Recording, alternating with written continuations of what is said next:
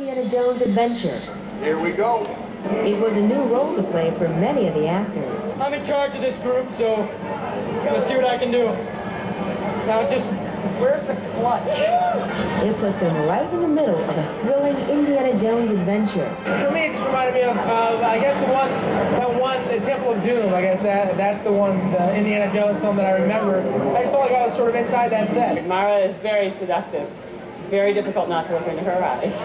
Once the celebrities found Indiana Jones, escape was only temporary, just like in the movies, as a gigantic rolling boulder threatened to flatten them and their vehicle. That was fabulous. My knees are wobbly. That's always a good, a good test. I had the wobbly knees and my heart's beating, and I'm an old man, so I love this. It's surreal. I mean, it really is. There's nothing like that on the planet. They capped off their day with a spectacular private party in Adventureland. The Indiana Jones Adventure officially opens to the public on March 3rd.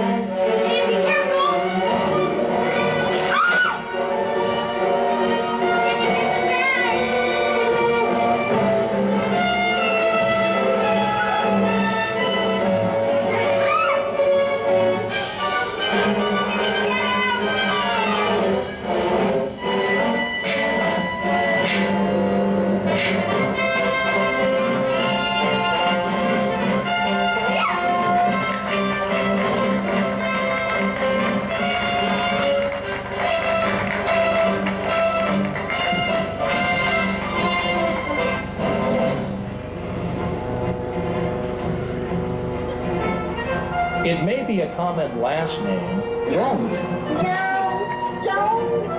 but this was an uncommon day. Anybody named Jones better identify themselves right now! Today, it paid off to be a Jones. Some 2,000 Southern Californians named Jones were honored in a special parade at the happiest place on earth. Now, if you're a Jones, your hero might be Indiana Jones, who today fought off the bad guys, allowing the 2,000 Joneses to ride the biggest attraction in Disneyland's 40-year history. It's called, ironically, the Indiana Jones Adventure, Temple of the Forbidden Eye. The first group to ride the new attraction was, appropriately, a Jones family from Indiana, who won a radio promotion for being the most adventurous Jones in Indianapolis.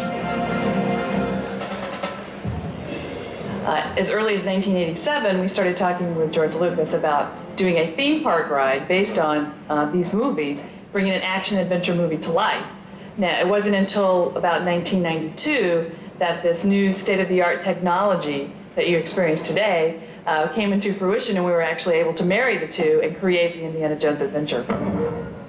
We have live fireballs, which are indoors, which go off repeatedly every 18 seconds.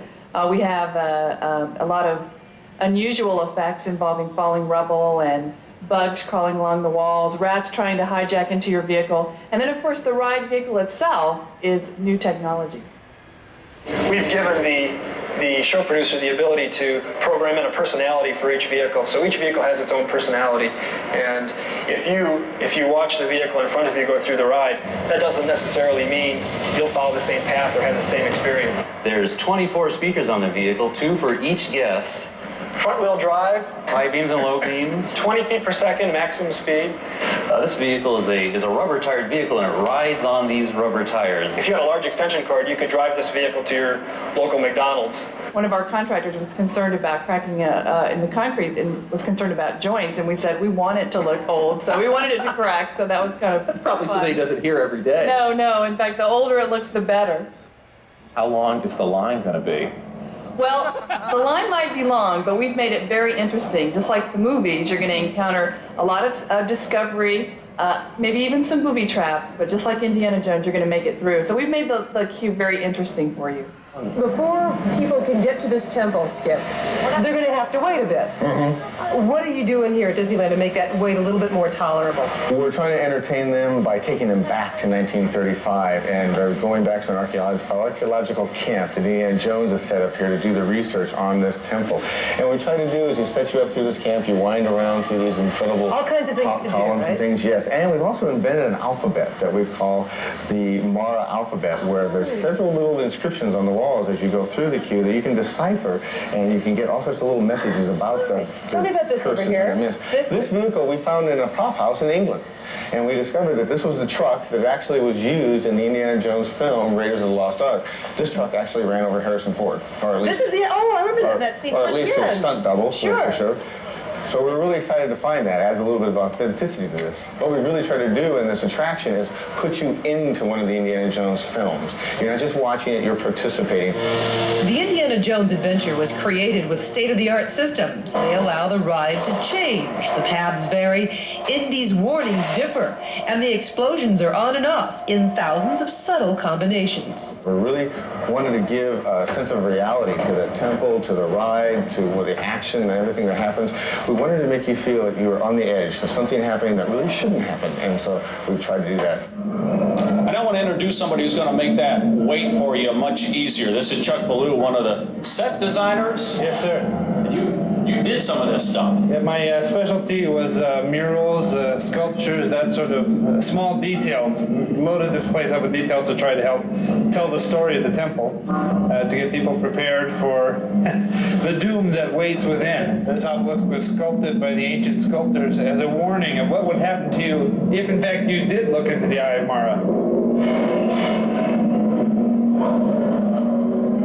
You guys had some fun with the hieroglyphics, didn't you? Yeah, I helped to develop basically the alphabet we call Maraglyphics after the god Mara. For instance, in the queue here, this piece of verbiage says, "Only one spring can restore youth and vigor." And below it says, "Choose wisely." And these are directly over the drinking fountains. As promised, I have here the president of Disney Imagineering, Marty Sklar. And Marty, a 40-year veteran of the park, you were here a month before the park opened on July 17th, 1955.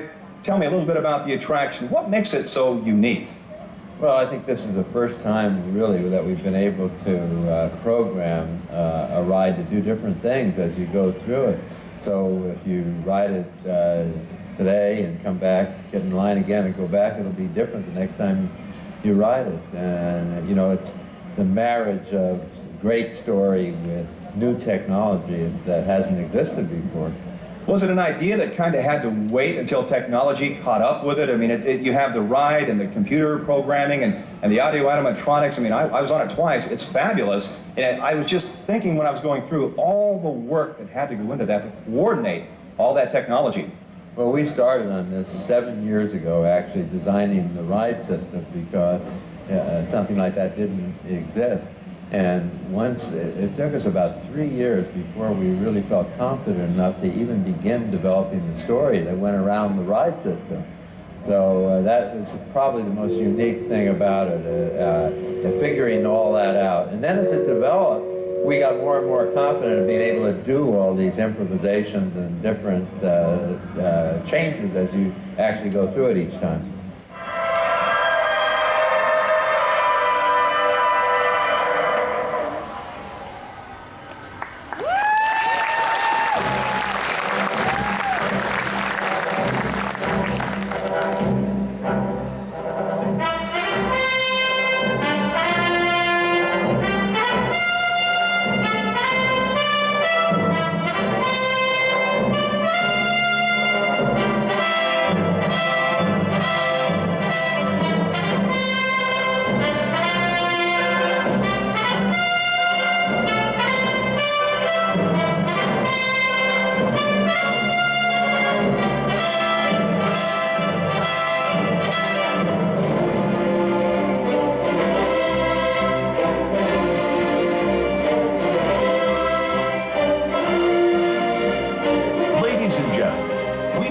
Thank you, our annual passholder family, for joining us tonight as we celebrate the 20th anniversary of the Indiana Jones adventure.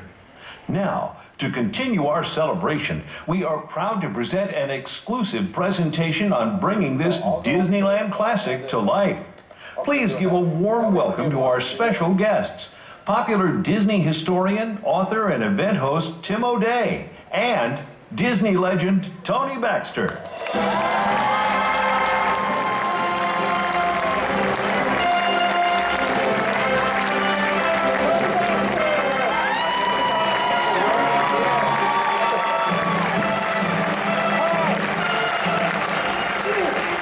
Fun to walk out to that music? Yeah, it is. It's It fun. brings back a lot of memories, you know. Wow, I'm looking out here. Look at all the fedoras. Look at everybody. The whips. There are a few. Okay. Yikes.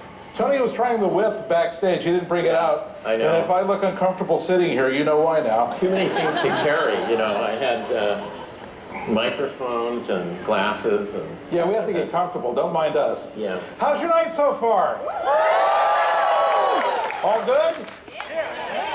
All good? We're going to make it better. How many have been on Indy so far tonight? How many of you are going to go on Indy tonight? That's what we like to hear. That's what we like to hear. Now, I am sitting here with a bona fide, I never knew what that word meant, but it's really fun to say, bona fide movie fan. Yes, I am. Absolutely. The largest collection of Blu-rays and DVDs, I think, in Anaheim. We were just talking about your Blu-rays, that they're now shiny Frisbees. No, those are Laserdiscs. That's right, Laserdiscs. Yeah, I have those too. So, and amongst your favorite movies? Well, I think it would have to be Raiders of the Lost Ark, which I think the day we saw that, we snuck out of WDI. It was in the afternoon, and they were having a sneak preview we found out about over in Pasadena. We had to sit through Excalibur, which was interminable, and we were sailing popcorn boxes. I liked Excalibur. Well, when you knew you were going to see a Spielberg Lucas film, after that was over, it was hard, and I'd seen it already.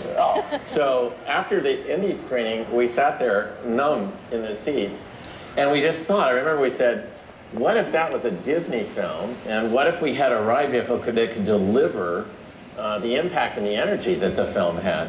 And then we looked at each other. This was Skip Lang, who became the art director, and myself, and we just said, well, that'll never happen. Go figure. Yeah, go figure. Yeah, go figure.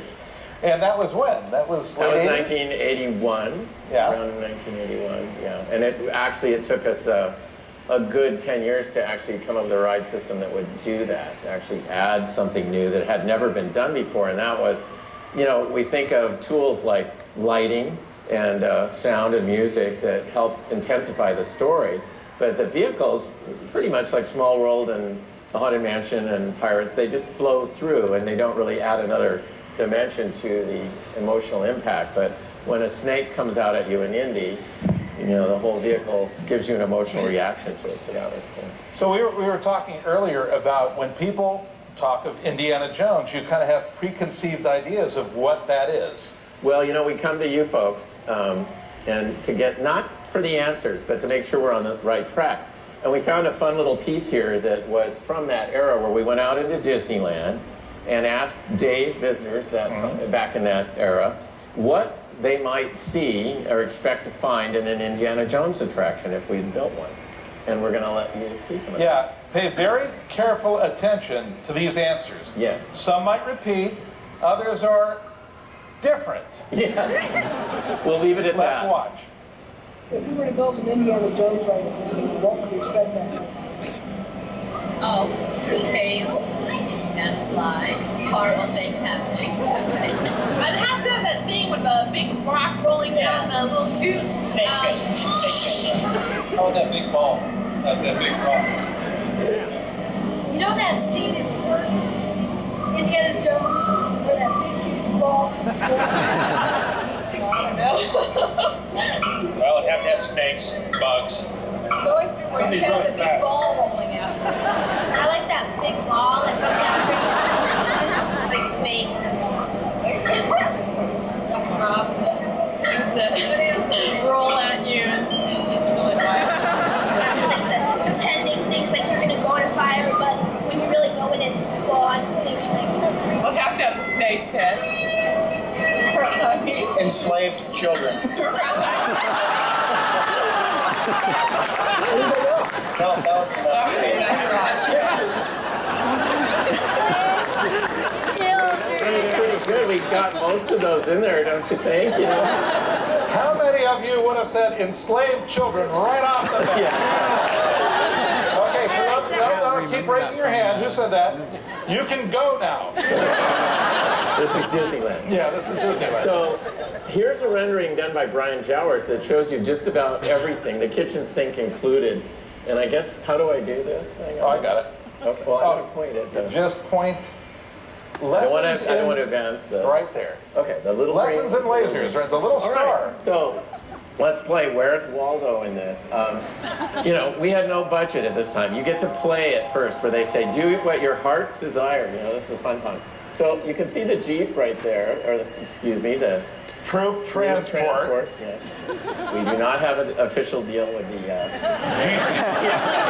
Tony, don't say Jeep, Tony. Yeah, right. Don't mention the Jeep people. Okay,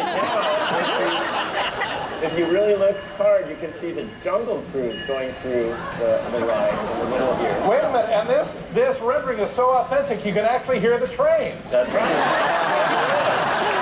Right there. So imagine that noise, and it would be traveling right through that upper level. And then the most obvious one of all was the mine car ride, which you can see in the loop running right through here. Wouldn't that have been an amazing thing to do? Okay. But you like the one that's here, right? Yeah. Get them all excited. I know. You know, it was a fun time. Yeah. Move the slide. Yeah, next. Okay, so we were doing a little project at the same time that we were doing Indiana Jones. It was called Disneyland Paris. How many have been to our park over there? The people who also liked enslaved children. Yeah. They were over there. Now, Herbie Ryman had finished all the artwork that he had done for us in Paris, and he said, I have some free time. What would you like me to do? And we said, well, we're really hoping we can get something going with Indiana Jones. So this was just about the last artwork that Herbie ever did for Imagineering. And here are 3 pieces. Before we even had an idea of what it was going to be about, it was just that with the Star Wars licensing with Lucasfilm, we also got this guy thrown in. And truth be told, I like kind of Indy better than Han, but that's me. Oh, I didn't hear anyone applaud. So. You're all looking forward to next year's treat, huh? All right. Boy, you know, it's 9 o'clock. They'll get excited about anything at 9 o'clock. Okay. Wow. You're here for Indiana Jones. That's right. Well, let's talk about this next rendering, which I had never seen before. Very, very odd. What is this? Yeah, okay, this is the Fountain of Youth. We began playing around with why is everybody going to this temple? What is the point? And so we started thinking about what are some of the great things of mythology that would motivate the guests. And the first one that came to mind was finding the eternal youth, the Fountain of Youth. And so this was one of Brian Jowers' early on concepts for that. And if you look, again, where's Waldo time? If you look up there, there's Indy with a torch looking down on the scene. Alex, who put this show together, Alex Williams, pointed that out to me, and I said, I don't think I remember seeing that when we did it. Now, at this point in this rendering, the guests on the attraction are kind of passive. Yeah. They're not really engaged in the attraction. And if you go to the next one, I think you'll see another example of that. This was before we had developed the idea of having Mara, that you actually threaten her rules. In this case, we just watched Indy do what he did in the film. And this is a sketch, a very beautifully done sketch by Brian with the Thuggies, and we kind of mixed the first film and the second one, Doom, together. And we have Indy taking the idol off the plinth and setting into motion the cacophony of things that would come after you. But it's also kind of a book report. And I'm not a fan of book report rides. I like it where, like Peter Pan is my favorite early ride, where you leave the bedroom and come on everybody, here we go. And you experience the adventure and it's happening to you. And so we did this, and it sort of told us, you know, we really need to find a way of having the guests be responsible for all of the calamities that occur. So, you know. So it's their fault. Yeah, it's your fault. Okay. Well, let's talk about this a minute. You touched on something interesting. I think a lot of people think, if they're familiar with the Indiana Jones films, and they go on the attraction, they seem to think that the attraction is based wholly on the second film, The Temple of Doom. No, it's mostly based on the first film, you know, in one way or another. There's a few asides to that, but most of the little scenes that you pass through are reflections of the first Raiders. There is definitely nothing from the fourth film in this. I didn't say that. That was not editorial.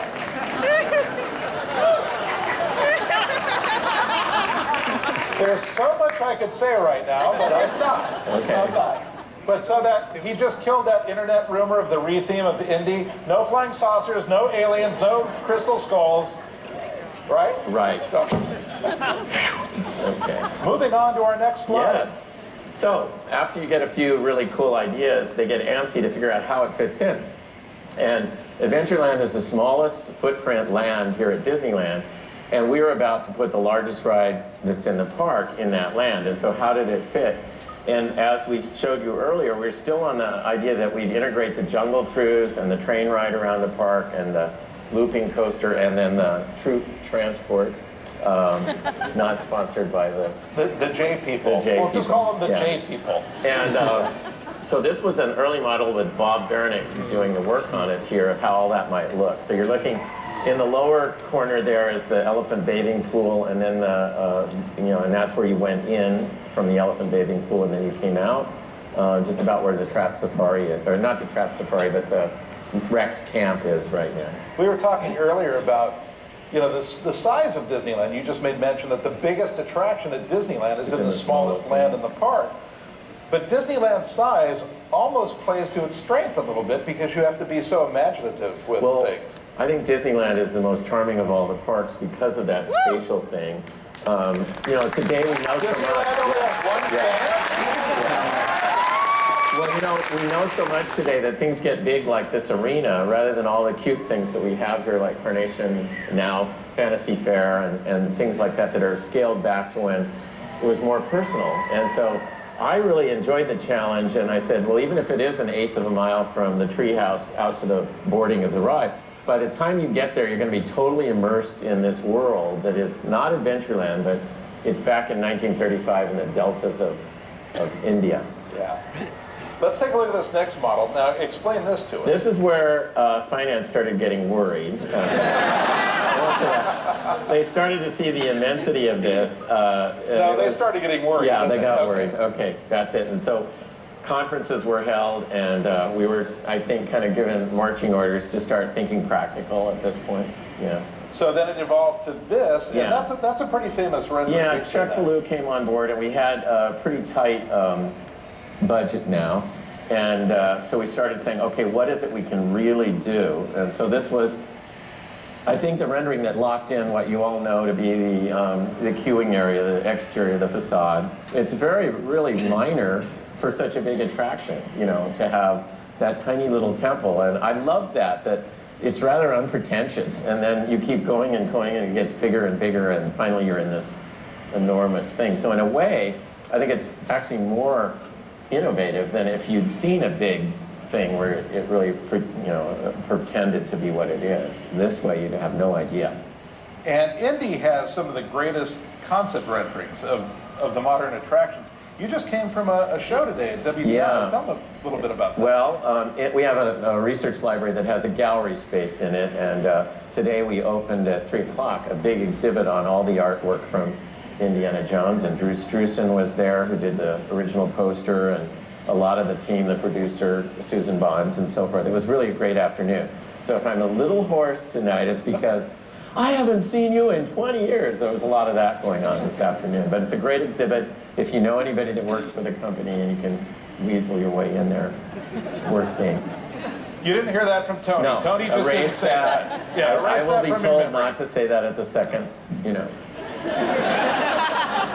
Look, all of a sudden the tent looks like the cone of silence. Yes. My microphone isn't working. That's right. Yeah. Let's take a look at some of the other renderings. Yeah.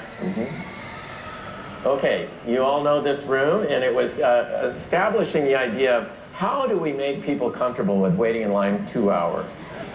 And I thought we need a gift or some way of saying, if you wait in line, you're going to get a reward that makes it worth waiting in line for 2 hours. So I thought, all right, let's go through all the things that would change your life for the better that you'd be willing to put 2 hours in on. And I thought, limitless wealth, eternal youth, or getting views of the future so you could bet on the next World Series, that would be pretty neat, you know. So I would be willing to work 2 hours in line to get those. And so we created that way. The only thing we had to do now was come up with some reason that nobody could ever get those things, or we'd be out of business pretty quick. So we created this area that's, you know, really, I think worked very, very well in confusing people as to what was going on. I remember the internet, when there was an internet or a buzz on it, where people were writing in saying, I've been to the, you know, the future knowledge and I've seen the wealth, but I've never seen youth, you know, or whatever. No, I've been in that, but I haven't been there. So it was really intriguing for people trying to figure out how we had pulled that off. But this shows you some of the designs of how that experience would be reconfigured depending on what door you had gone through. Yeah, I never knew that area of the attraction had a name, the Hall of Promise. Right, yeah, exactly. It sounds very intriguing. Sounds good to me. Just like troop transport. Yeah, that's right. Now this is just indicative of course, someone in your car of 12, and you know, this way you can't see their faces, so you don't know who it is, but I can guarantee you that every single troop transport that's gone past Mara, someone, one of those 12, has looked into the eyes. Because, all right, so how many of you have looked into the eyes of Mara? Okay, all right. So we have never had to give away one Hall of Promise promise. So you're all doing just what we thought you would do. So that's worked out very good for the health of the Walt Disney Company. Yeah. Now this rendering though, there's something in this rendering that I love. Yeah. Indy is wrapped up in this snake. Can you see it? Of all things. Yeah, right there. Again, snuck into the rendering. And this next one, what do we got here? The troop transport is doing what? I didn't say all the things. I mean, once you did that forbidden act of looking into those eyes, there was all manner of things that were indicative of primarily the first film, but everything else. What you heard the guests say, there were bugs, there were snakes, there were, you know, skeletons and spirits, and ultimately the dark guys, what do you call it, the booby traps. That was one that nobody said, oh, booby traps. I would have thought that would have been an obvious one, but and of course the biggest booby trap was the rolling ball, so that became the finale. And it was funny, how many have been on Countdown to, well, now it's called Dinosaur, right? Yeah. Okay, that dates me. So some of you have been on that. That's the exact same ride track as Indiana Jones, and so when I'm riding it, I'm going, there's Indy at the gate, there's the dark people, there's that. So when Michael Eisner got to the end of that, there wasn't anything where you go down under where the rolling ball would be. And they got into the unload, he goes, where was the rolling ball? You know?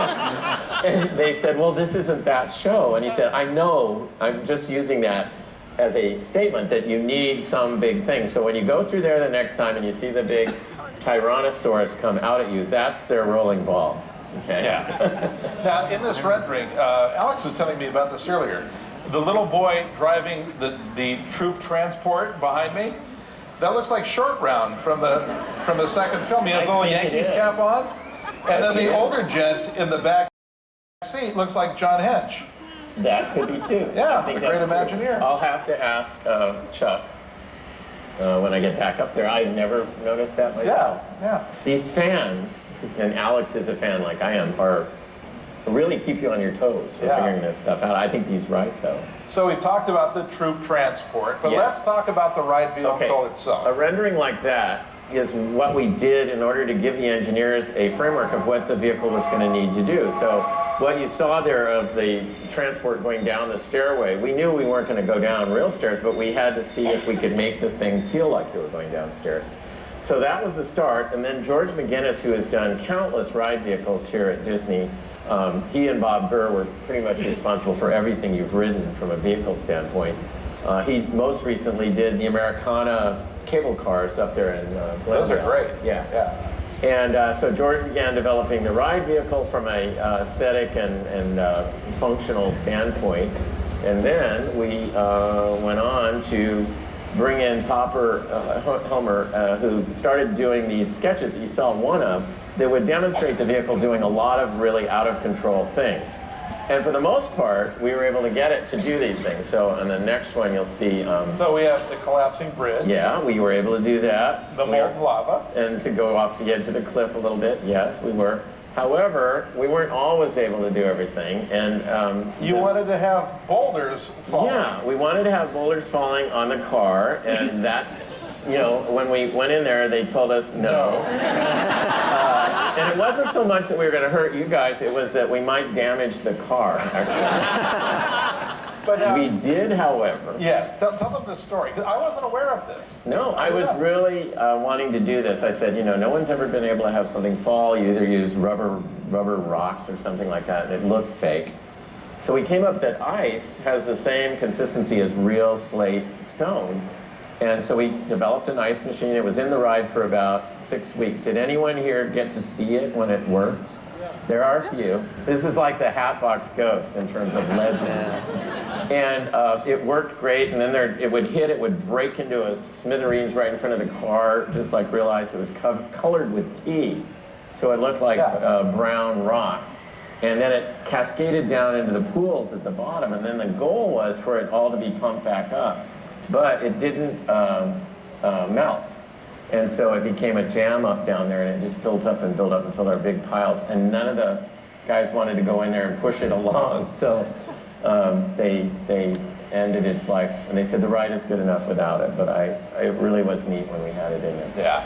Now, let's talk a little bit about the really unique track system, if you will. Yeah, it's not really on a track. The slot in the floor is it transmits the data and the power on board, but it's a four-wheel drive.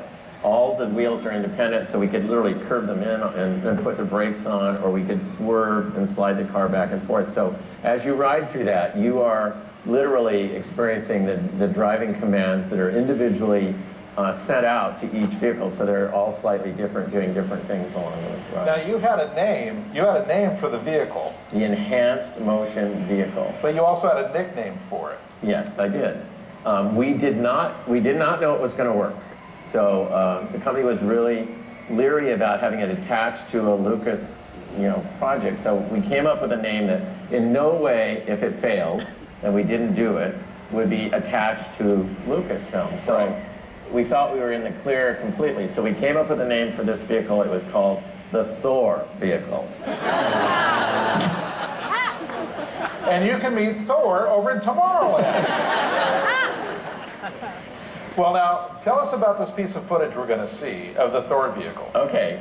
Before we could prove it out from an engineering standpoint, a bunch of us that are just closet engineers jerry-rigged a thing where we bought a truck and we put a off-the-shelf mall-type simulator. You saw these things in malls where you'd pay $5 and you'd watch this little video while you bounced around. And so we bought one of those, put it on the back of a truck, and then put cardboard framework on it so it would look kind of like the Indy Jeep. And this is what you're going to see right here is the Thor vehicle, Phase 1. All right, let's take a look.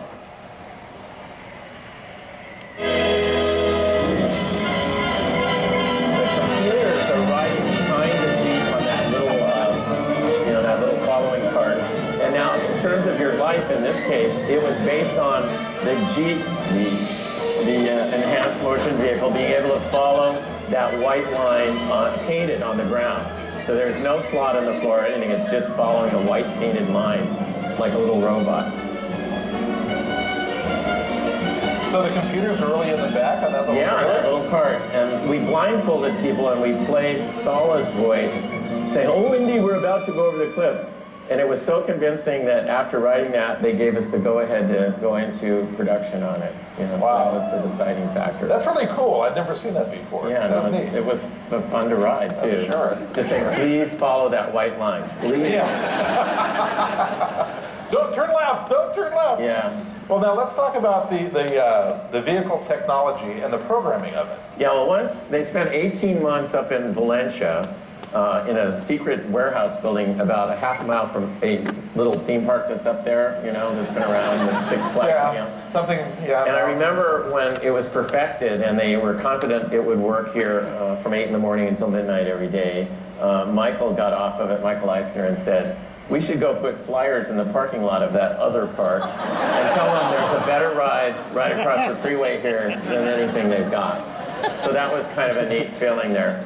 After that point, then we went into actually the show work, and the vehicles were brought down here, and you can see Dave Durham sitting in the back right-hand seat there of the third row back. That is definitely the roughest seat on the ride, and that's where everything was programmed from that seat. And Skip Lang, who's giving him a sidewalk superintendent way of, telling what to do. Every single thing that you feel, the first thing that was put in was the road noise. So the little pebbles and things that you're kind of rumbling over, they laid that bed in first because it's glass smooth. It's just like this. And so each thing was added, and I think David told me he wrote it about 2,000 times before he got all the inputs into it.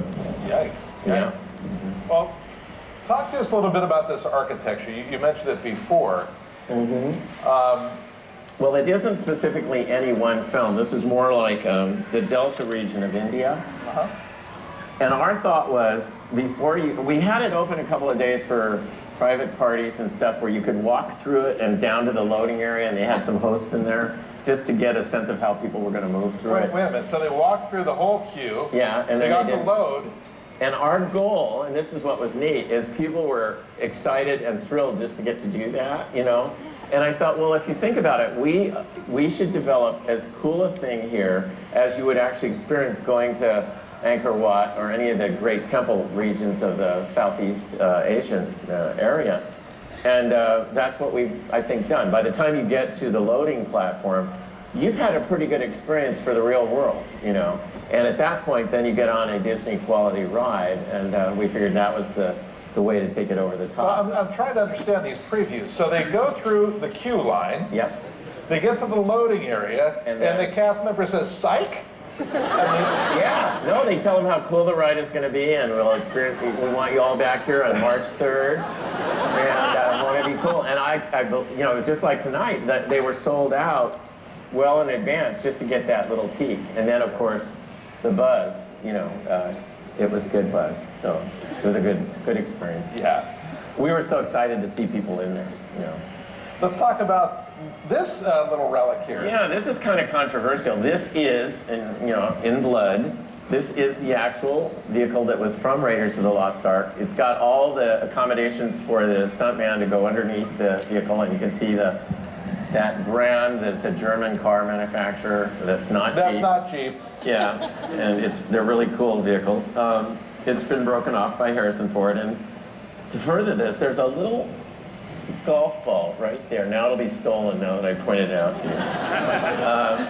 you. That you would only do if it was a movie prop. But when Steven Spielberg came out here, he absolutely was obsessed with the fact that it wasn't the one from the ride, but we picked it up in a prop shop in London and had it, shipped back here to the States. So it's all made out of movie prop things. There's nothing about it that's a real truck. So, I hate to disagree with a legend, but there you are. It's the real one. So don't try and jump in and have it turn over. It's not going to start. No. All right, let's move on to the Maraglyphics. Yeah, you all got a decoder card, I think, tonight. And that was courtesy of Alex's great idea to bring that back.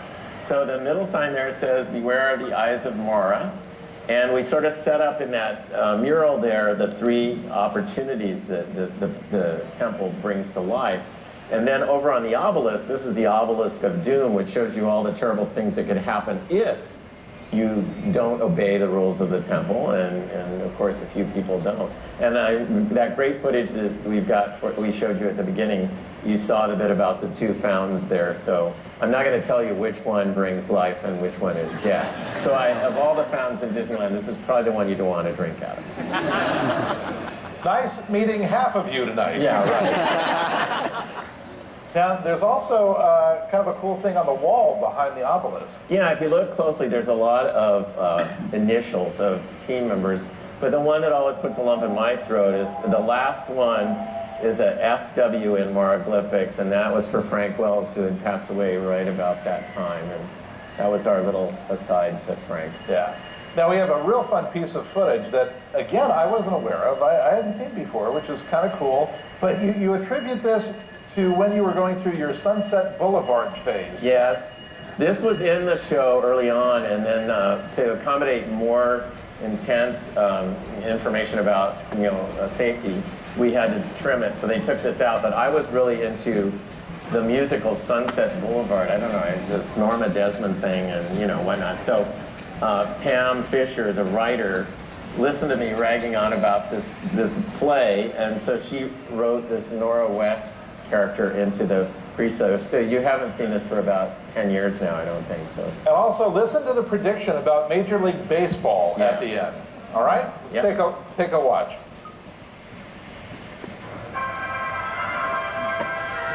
Louder.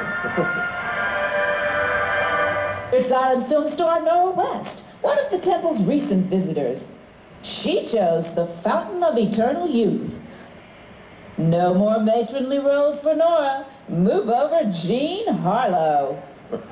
This jubilant junior visited the Chamber of Earthly Riches. Looks like his allowance has gone up. Say, buddy, could you spare a dime? How about 1 million of them? Why, even Babe Ruth himself visited the Temple of the Forbidden Eye. He entered the Observatory of the Future. Now he predicts that baseball players will someday be paid millions of dollars a year. Perhaps even the vision of the gods is a bit blurred. Will it happen?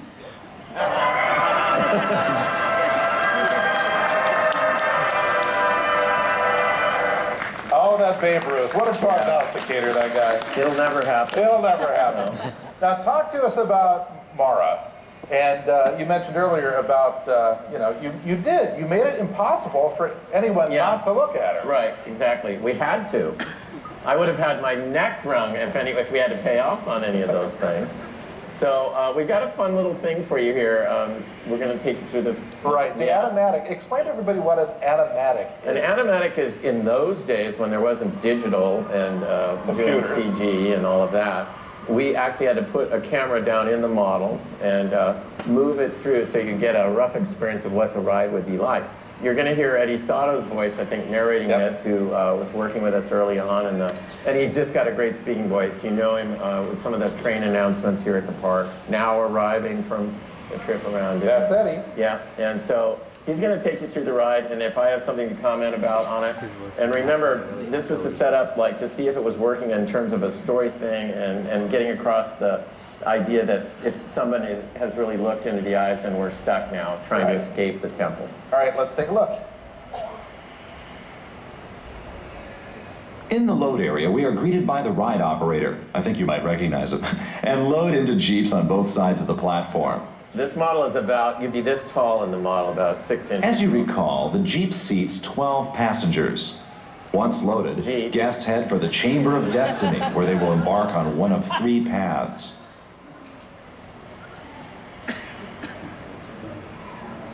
Icons above each door clearly show that the Jeep ahead went through a different door, either the path to future knowledge to your left, or the road to youth to your right. Here we go through the center door depicting wealth. The idol at the end of the Hall of Promise will again be lit according to the door you pass through. The eyes explode in a fit of anger as someone has looked. Control of your vehicle is seized by the angry spirit and plunged into the tunnel of torment, which features a lightning decay special effect. This is the transition point. The entire feeling, character of the ride changes from a Jeep tour to a wild adventure. We also transition from white to black light. At the gates of eternal doom, we see Indiana Jones for the first time, keeping the gates closed, allowing us to escape. This rendering depicts the kinetic feeling of the big chaos room. Here guests will see other vehicles, encounter dramatic special effects, fire, steam explosions, falling debris, and a death ray from a huge skull as they try to escape. The scale of the room, 50 feet deep, 140 feet long, and 100 feet wide, will add to the sense of peril. The first high-speed portion of the ride will be through a rockwork grotto filled with mummies and a huge wind effect. After squishing through a room filled with bugs using a headlight projection effect, guests will get their chance to cross the perilous suspension bridge. The bridge ropes will sway and accentuate the motion of the Jeep itself. Leaving the treacherous bridge behind us, Sinister gargoyles seem to loom above. We ask ourselves, snakes, why did it have to be snakes? Suddenly, a huge animated cobra strikes out at us, the invaders of his lair. Sliding wildly down an eroding bank, we enter the candlelit interior of the giant skull. Racing past the lava pit, we enter the dark rat cave where we will use the motion basin steering of the Jeep to its fullest extent prior to bursting through a projection of rats jumping into the vehicle. We blow through a crossfire of poison darts into a narrow cavern. Here we see Indiana Jones dangling overhead. Suddenly, the giant ball is revealed, rolling toward us. To avoid it, we reverse, and then dive beneath the rolling ball through a collapsing floor. Amidst a haze of dust and rubble, we survive, only to see a tattered but triumphant Indiana Jones exclaim, "Tourists, why did it have to be tourists?" We laugh and hear the strains of the Indiana Jones theme as we move into the unload area. I would have bought it. Yeah, I know. I think whenever we're trying to sell something, we go, who could sell a snake shoes? And that was, Eddie's forte. He was just really good at putting all the energy in it. And now, this attraction has one of the greatest finales ever. Yeah. And it's all about adventure and all of that. But it also comes with one of the great equations you guys used to use. Yeah, I don't know whether I should share this with you, but there's a thing that always works, and I kind of test my projects out on that to see if it's in there, and if it is, then we know we've got you. And that is fear minus death equals thrill. Okay? All of you want to get really close to that middle word without experiencing it, right? The closer we can get you to that. And see, I think one of Disney's hallmarks is we get pretty close to that without anybody worrying about it. So, yeah, if we can do that, that's what I think generates thrill. It's one of those, as John Hench would say, those inborn things that you cannot erase. Now, there was one fellow that was pretty scared of this attraction, and you met him. Yeah, this was a Disney Channel. Yeah, does anybody remember a show on the Disney Channel called Disneyland Inside Out? Yeah. And it was hosted by a redheaded fellow by the name of J.D. Roth. Right. And tell us about that. Okay, so JD came out and he'd cited the whole thing out, and so he was really personable, a really gregarious young guy. And then he says, I just have to tell you one thing. You're going to get one ride out of me, and that's all. I'm so frightened by this ride. I've already ridden it, and it took me like about 2 hours to calm down. I think I can go through it one more time. So while you're watching this footage, I'm worried that he's going to lose it in the middle of the ride, and he's worried he's going to lose it. So, yeah, the best thing is watch JD's face. He's faking it all the way through, but watch Tony's face watching JD. Yeah. And there's one particular moment in this video where you go, somebody's going to lose it. Yeah. Ready? Yep. All right, roll it.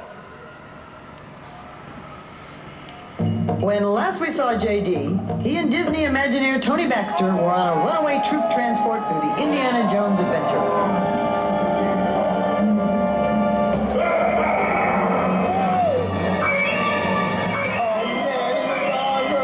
One of the most amazing things about this ride is you never take the same trip twice. Computers actually decide your fate, changing the effects you experience every time. Okay, so there's fire up here. That's right. We've got fire, we've got falling rock. And it all has to happen every 18 seconds. You're kidding. There's someone else right behind us. All these things have to happen. In a movie, it's only one. And we're moving Here pretty from fast. 8 in the morning until midnight, every 18 seconds, no matter what you're doing, something in here is happening. It is an incredible ride.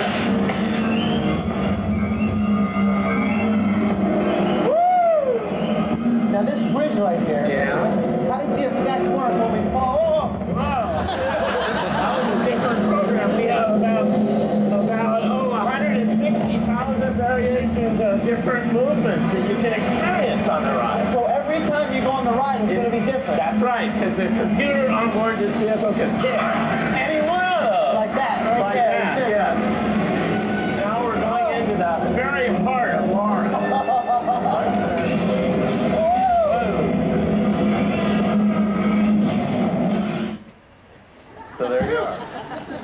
Well, now, Tony, talk to us about bringing something like this from just the germ of an idea to reality.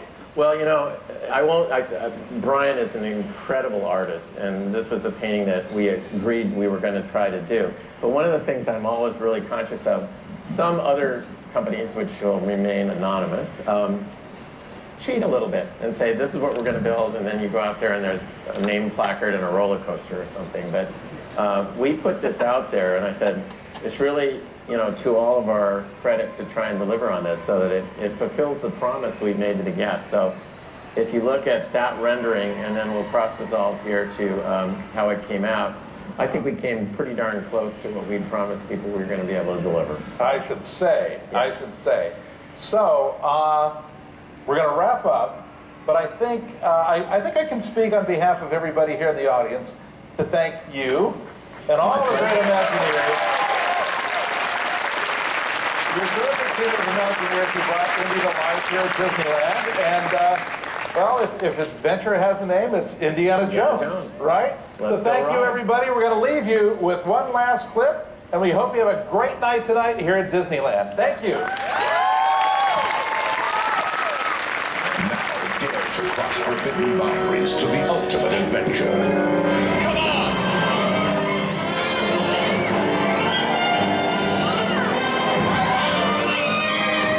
It's more than a ride. It's real.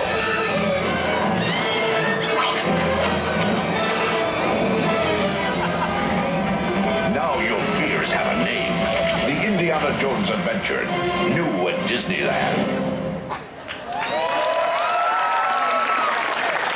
Thank you to all of our valued annual pass holders for joining us tonight to celebrate the 20 years of thrilling fun and excitement of the Indiana Jones Adventure.